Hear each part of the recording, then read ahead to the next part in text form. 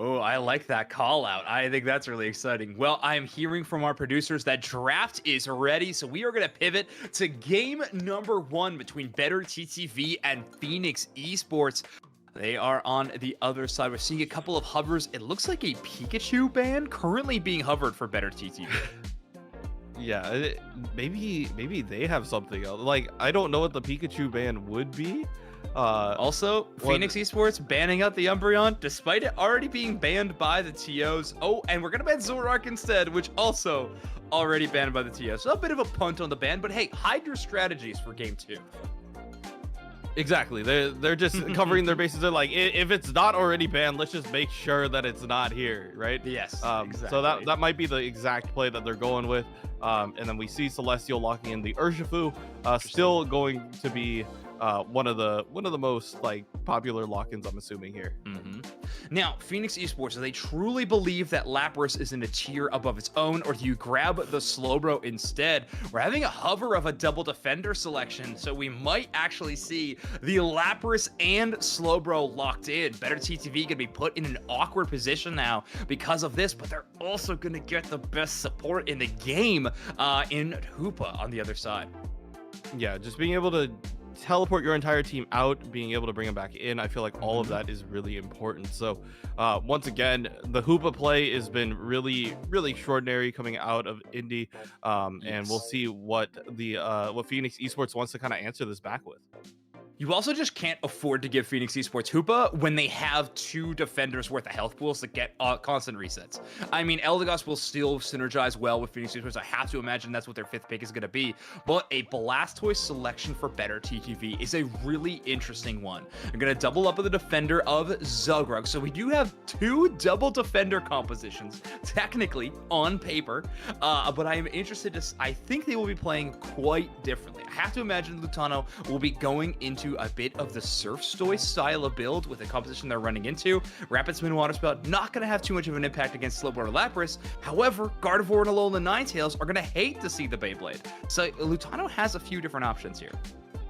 Yeah, and this is the kind of versatility that Blastoise gives you. You could either go with a very heavy crowd control one, where you deal with the Surf. You're just out here trying to push people away, and then using Hydro Pump to also maneuver exactly where they can be.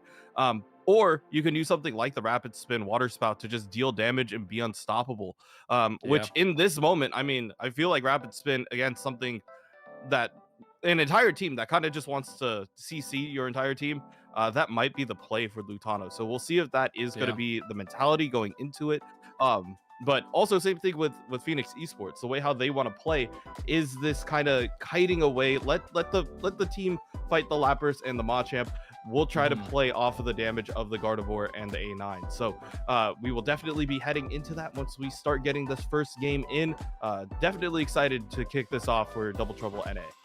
Yeah, I think you're right. The damage from Blastoise is probably going to be the play. Probably going to see Rapid Spin Water Spout. And if only because their only other true damage dealer is going to be the Sylveon. Again, Celestial's Urshifu is stuff of wonders, but in terms of calling it an actual like damage dealer kind of Pokemon, it's more built around that objective secure. Unless, of course, we see the Blue Shifu. But Rapid Strike also receiving a nerf in the most recent balance patch leads me to believe that the single strike build of Urshifu is the direction that we're going to be going.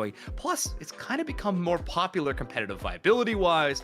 It's hard to pass up that Unite move. When you punch him sky high and sling with the Wicked Blow, it's great. But let's get into game number 1, TTV versus Fenix eSports. Yeah, we're gonna go ahead and see the laning, figure out where exactly both teams want to go and what the call out is going to be for these teams. You do see once again the level 4 carries going down to bottom, just trying to get whatever they can, and try to get those early levels so that they can evolve early. Bit of an infade from Lapras on Fenix eSports, I think, is a really clever play. If you can keep Kubfu down below that level 5, obviously your top path fight around 850 is going to go a whole lot easier for you. So Tutsi not able to get the red buff, Ender securing that one, but now it's a bit of a 1v2 against an Aselgor, so a 2v1v1 in terms of trying to get this blue buff. Yeah, they're just trying to keep it away from certain Pokemon. That's exactly what they do. They try to stall out, try to prevent the timing from going their way, but it does cost them their life instead. So now they continue to chip away at a couple other people down at bottom, but overall just trying to slow down the progress of better TTV.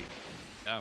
And I'm actually missing it too. I wish I remembered, but I don't think Zugberg was running Focus Band. You saw them brought down to almost no HP at all, and no healing brought back up for them. They were able to go back and get some citrus berries, and of course, thanks to Snorlax's passive, it's going to heal them all the way up to full, but still a bit of a scary spot there. Indra's Hoopa portal reset brings Celestial all the way back, already at level 6. A very scary prospect for the side of better TTV, as Surma is getting some good damage on the Psyshock. Again, this Corellia's level 5 power spike is immense. Maybe one of the strongest in the entire game. Yeah, just making sure that they could get those levels on the Gardevoir. Obviously, like, getting to their Unite move early is going to be huge as well. Just not only for the crowd control, but also to just kind of set up the rest of the team to really capitalize off of that. So I feel like those are the two things to definitely keep an eye out for. It's not only just the leveling on the Corellia, but also how well can they snowball this Urshifu into becoming more of a threat up the top lane. Yeah, exactly. Celestial might actually just show some dedication towards that top path, even when the main objectives start spawning in. A Pokemon that's using attack weight may want to just remain in that top path and ensure it's a late game success instead of playing for those early objectives. It's a tough macro decision to make sometimes. You got to make it within the moment, or unless you're communicating early on. And the newest addition to this roster of Hugh is going to get some good damage. Lapras and Slowbro are both two Pokemon that Sylveon loves to see when it's equipping that Screamion style build. I can see right there with our picture on the top right screen, a big score from Lutano as they are selecting that Rapid Spin Water Spout.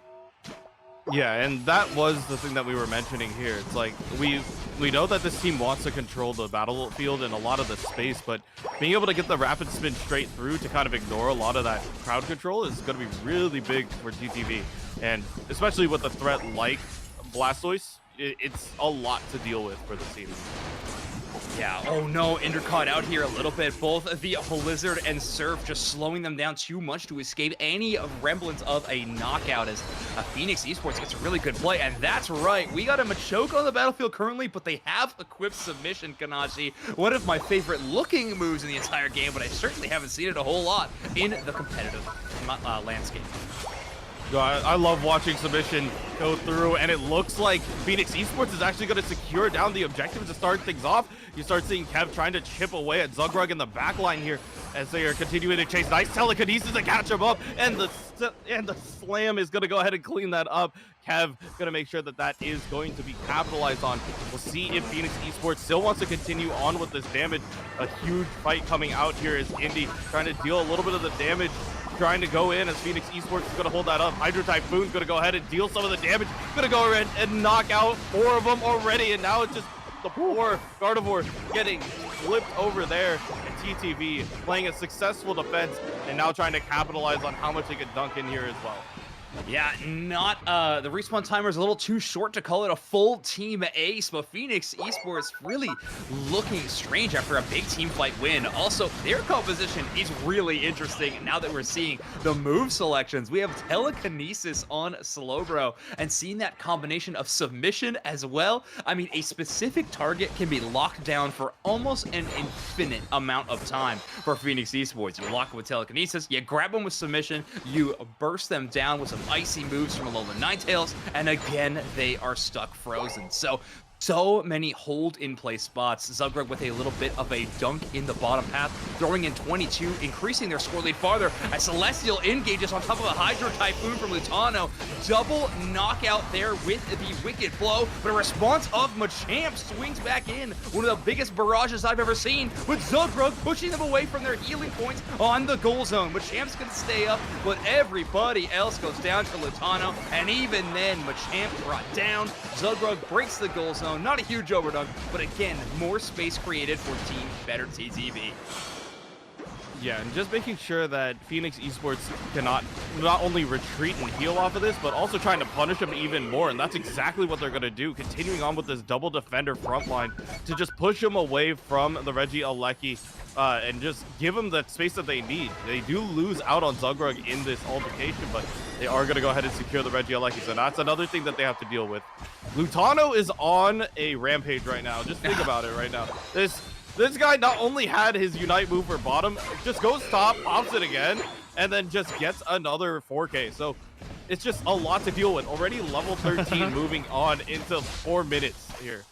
Energy Amplifier is a heck of an item, right? So Lutano looking to engage. Oh, that Avalanche holding him in place for a second. This seems like they're still going to find a way to get a whole lot of value. Another Unite move from Blastoise sends them sky high. Zugra gets the final hit as Sylveon gets credit for that knockout, as yet again their score lead continues to skyrocket as better TTV with 328 to 34. Ender going to be able to make it away from this as they don't even get submission. Celestial probably going to be shut down here, but at level 12, that is a concern, actually. A big power spike for the Slowbro, almost up to level 11 after just that one big knockout. See, and this is exactly what we were talking about. Like, the team for Fenix Esports is really good at taking these one-on-ones. They have the ability to isolate out somebody and then take the fight. But if they don't have that option, especially when they're going into a team fight right now, it is just so tough for them to find any other thing to do here and isolate out a Pokemon, especially with Lutano already reaching level 15 by level 3. Yeah, like 3 minutes in.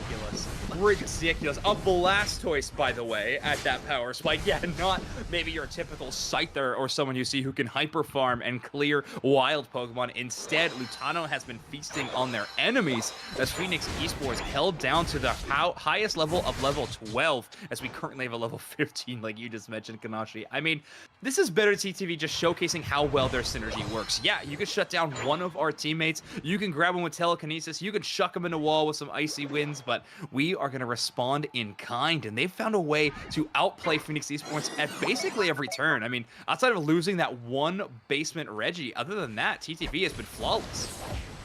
Yeah, and pretty much ever since they lost that the Reg Ice, the entirety of the rest of the game has been going towards TTV.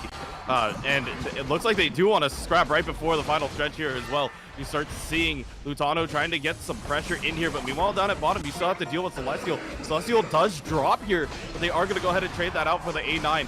You start seeing Fairy Frolic going to go get popped here. Going to go ahead and deal some of that damage straight through. Regieleki still marching on forward. They're trying to stall it out with the Lapras trying to keep the dream alive at the moment, but it looks like Fenix Esports is not going to be able to come back from the ashes this time. So we start seeing TTV still continuing to walk this Regieleki through.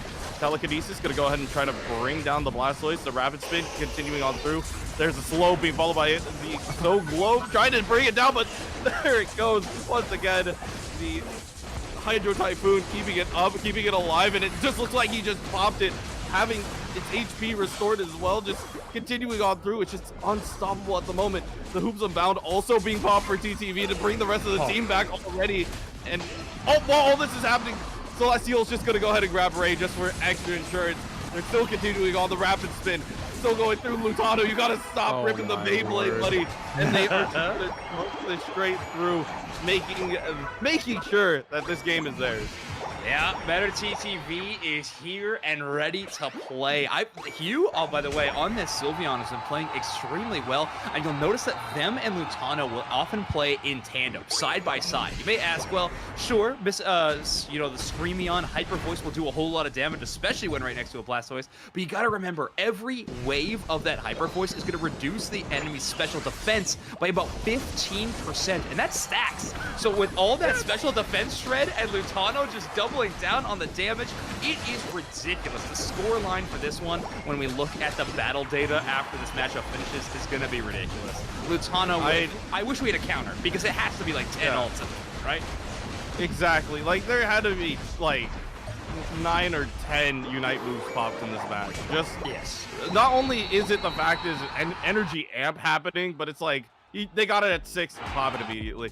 You gotta use this, I'm gonna walk it, pop it immediately. Like, just so much crowd control coming out from the Blastoise, and I guess it also reflects in the score, hitting the quad digits here, and just making sure that, you know, this first game, they're sending a message, and they're making sure that it is. I feel like, once again, it is that whole idea of your first pick is actually a second ban. That is a whole strategy. Just making sure that, like, you're taking away something that they might want to play. I do feel like, once again, the Slowbro did do a lot of work. It's one of those versatile Swiss Army knife Pokemon where if they go more heavy on the attack side, you just decide to pick up the Scald. You can go Scald Amnesia for that damage. But on the other hand, I don't know what exactly you can really take away from better TTV to like prevent them or allow them to like continue on through. It looks like they're going to do the job for them. They are going to take away the Blastoise, but we'll see what they decide to like lock in. I feel like that's going to be the next question as well here. Yeah, I like the Blastoise ban though. I hope we get to see the fruition of it, but I think it's a great call out. All right, Lutano, let's see what else you can play. We are sick and tired of playing this Blastoise. Maybe on Fenix eSports, there's no one truly comfortable with the Buzzwole, who is, I think, on paper, one of the best counters towards Blastoise. Of course, Superpower, one of the few moves in the game that actually lets you yeet out a spinning Blastoise out of that maneuver. But we're gonna have Fenix eSports picking, or sorry, we're gonna have Better TTV picking up the Buzzwole, and in tandem with the Lapras. Wow, Zugrug and Better TTV giving up the Slowbro towards Fenix in favor of the Lapras, despite the nerfs. Yeah, and Fenix is just going to go ahead and pick up that Slowbro as well. That is going to be their next answer here. So the A9 is going to be the next pickup as well. So a little bit more crowd control this time. And there's that Venusaur that we were hinting at the very beginning of the broadcast in terms of Better TTV. Yeah, once again, Slick Spoon coming out from Lutano on this Venusaur. We'll see how much damage and how well they could like really place these solar beams in order to really secure some of these KOs.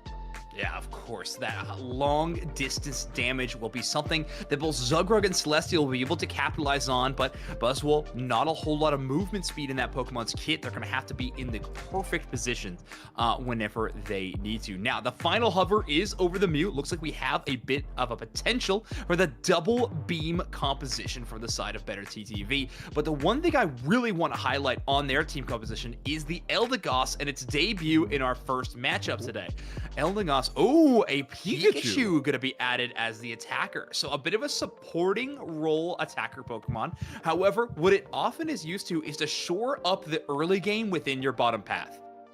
Pikachu's early game exceptionally strong, especially with a Lapras there in the path. Electro Web, low-key, one of the best moves in the entire game. So I think Atania on this Zugrug, on this Trevenant will have a tough time getting some last hit secures or getting away if they find themselves on the bottom path. Tutsi, I am sure, will have similar issues depending on where Fenix wants to throw their defenders in their paths, top or bottom to start the game. Yeah, I totally agree with that. But once again, I feel like Electro Web is one of those moves. It's like at level 3, or you have to deal with it. If you happen to get caught out with it, it just deals so much. So yeah, I do feel like it's one of those moves that like at the start of the game you're really not afraid of it until it catches you and you realize the rest of the team is running at you. So yeah, I do think that this Pikachu might start off in kind of a supporting role to help the Lapras get some levels, but the script will flip at some point once Pikachu starts getting some of those extra damage in and allowing the team to really just snowball off of that as well. It's also one of those Pokemon that when you have to choose a different move other than Electro Web, you're genuinely sad. Whenever I have to choose the other two, I'm just like, I wish I could just keep Electro Web. It is such a powerful game-defining move, but oh well. I mean, Pikachu's other moves have been used to great effect by many a player in the competitive scene. I think Hughes will be no exception. And they're going up against a very, very high damaging composition. Alolan Ninetales, Cinderace, even Trevenant can put numbers up in that column. Fenix eSports has definitely come with some firepower for game number 2.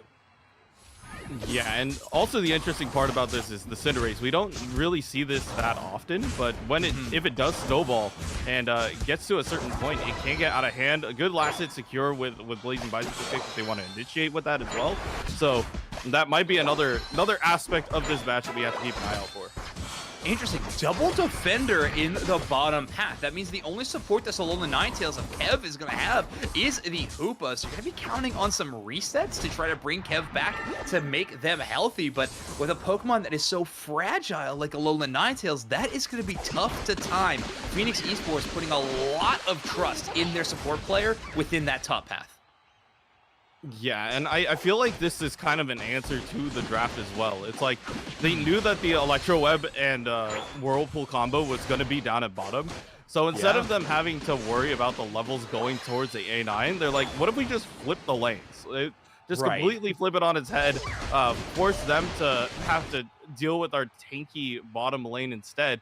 We'll rotate the central area player down here to deal the damage when they need it. But overall, just a lot to deal with. You start seeing that Electro Web coming out. They're not quite securing down the start. Okay, never mind. We got a dunk up at top. Celestial gonna go ahead and get that to start things off. But yeah, just flipping the idea and the pathing and the laning was really helpful for them. One thing I am shocked of is that Inder's Eldegoss is actually wielding the Leaf Tornado move in this game. So a composition that is very good at damage reduction already. Normally you see these teams actually double down on that. Pollen Puff on top of Lapras' shell armor is insane. It's about like a 30 to 35% effective damage reduction. But instead, we are going Leaf Tornado to give this Buzzwole a little bit extra oomph, as if it needed any to start with. Yeah, like we remember this all the way back in like season 1 and 2, where like Leaf Tornado was the go-to pick, just to allow some of the teams to get in. But yeah, it's interesting to see Inder go for something like this. We want to see the speed going in to allow the Buzzwole to really close out that distance, and I feel like this is the best way to really enable that. Yeah. And let the record show, I still think that Leaf Tornado Plus is one of the best moves in the entire game, but a big secure by Surma is going to get them to their level 7 evolution. A creative eject button by Ender sends them over the wall, and now they just have to force into a 2v1 against Kev. Sludge Bomb lowers the special defense of a little Ninetales, but they just barely avoid the Solar Beam, and they're looking to take another team fight here in the bottom half.